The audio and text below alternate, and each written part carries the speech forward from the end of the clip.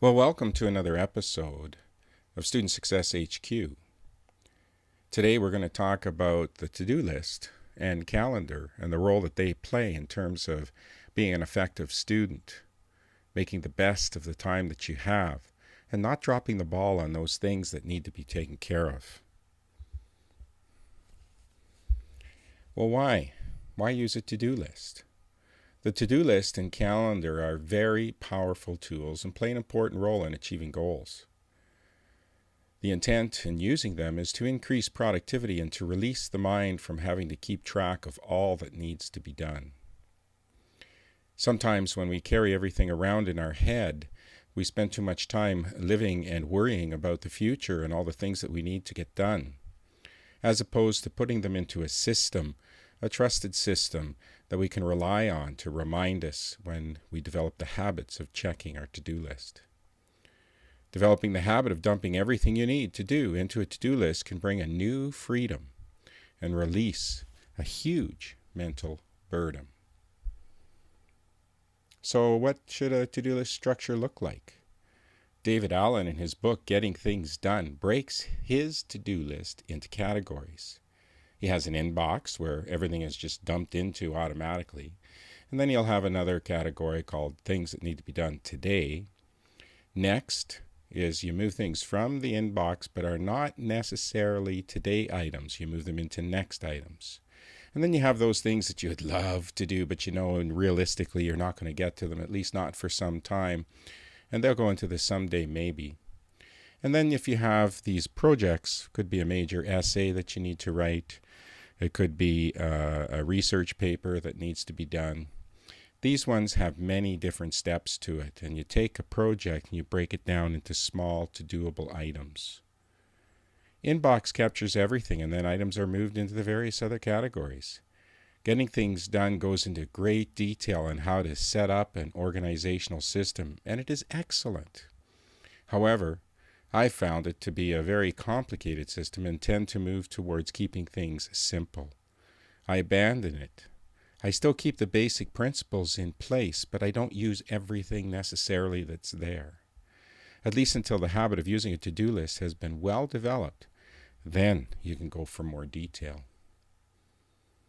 Paper or digital? Paper or digital tracking makes no difference, and it is a matter of personal preference.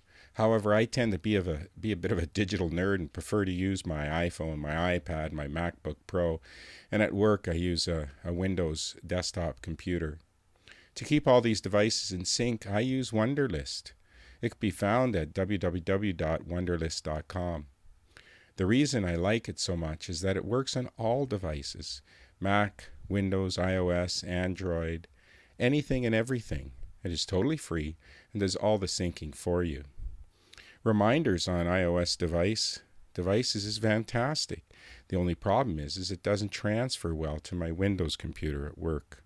But Wunderlist does the job. Well, the next part, of course, in your whole system of planning is the calendar. The calendar is the next most important item in managing all that needs to be done.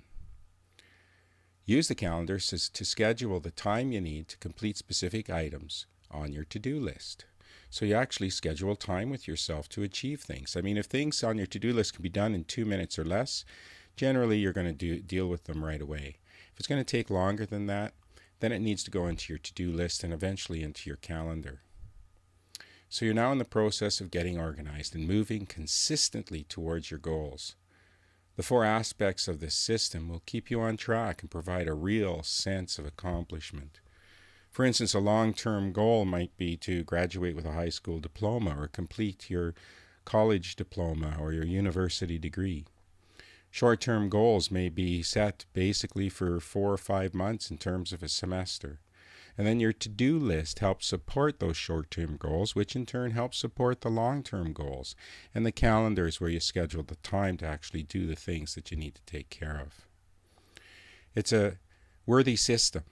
And I know it's something that many people struggle with in terms of how to manage everything that they need to do. It can be overwhelming.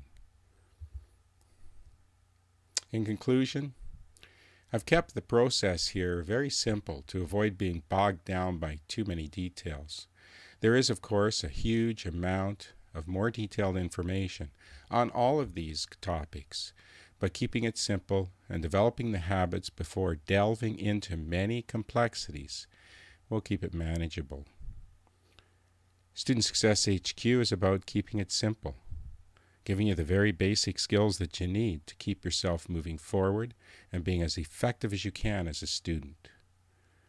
When you have some time, visit my blog at studentsuccesshq.com. There's so much more yet to delve into.